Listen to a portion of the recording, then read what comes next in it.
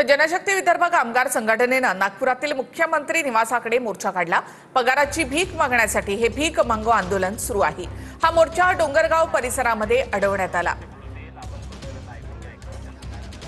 म्हणजे आम्हाला पगार तर मिळत नाही आहे, पण मुख्यमंत्र्यांना कमीत कमी भीक तरी मागावी व आमची ही दिवाळी आम्ही साजरी करावी। आम्ही म्हणजे घरी मरण्यापेक्षा आम्ही इथे रस्त्यावरही आम्हाला पोलीस प्रशासनाने बळजबरीने मारलं तरी चालेल, पण आम्ही आज जाणार, आमची भीक घेणार, आमचा न्याय घेणार, आमचा पगार घेणार। मी सकाळपासून शेट्टीशी बोलत आहो, आताही मी इथं बसून विशी केली त्यासोबत गाडीमध्ये बसून।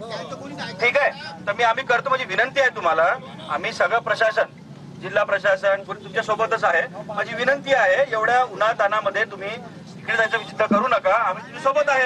नागपूर जिल्ह्यातील बुट्टीबुरी MIDCतील मोरारजी कंपनीनं वेतन थकवल्यामुळे आक्रमक झालेल्या कर्मचाऱ्यांनी या ठिकाणी राष्ट्रीय महामार्गावर ठिय्या आंदोलन सुरू केलेलं आहे। आपण हे कर्मचारी या ठिकाणी बघू शकतो। पोलीस प्रशासन वारंवार विनंती करतात, तरीही यांचा आग्रह आहे की मंत्री पालकमंत्री चंद्रशेखर बावनकुळे किंवा मुख्यमंत्र्यांचे प्रतिनिधी म्हणून कोणीतरी येऊन आमच्याशी चर्चा करावी। त्याच मागणीसाठी यांनी हे आंदोलन जे आहे ते या ठिकाणी सुरू केलेलं आहे आणि आग्रह आहे की आमच्या 2 महिन्याचं थकीत वेतन आणि दिवाळीचं बोनस जे आहे ते या ठिकाणी मिळावा, यासाठी हे आंदोलन जे आहे ते या ठिकाणी केलं जात आहे। आंदोलक आपल्या मागणीवर ठाम आहे। कॅमेरामॅन सचिन सयांसह गजानन माटे, TV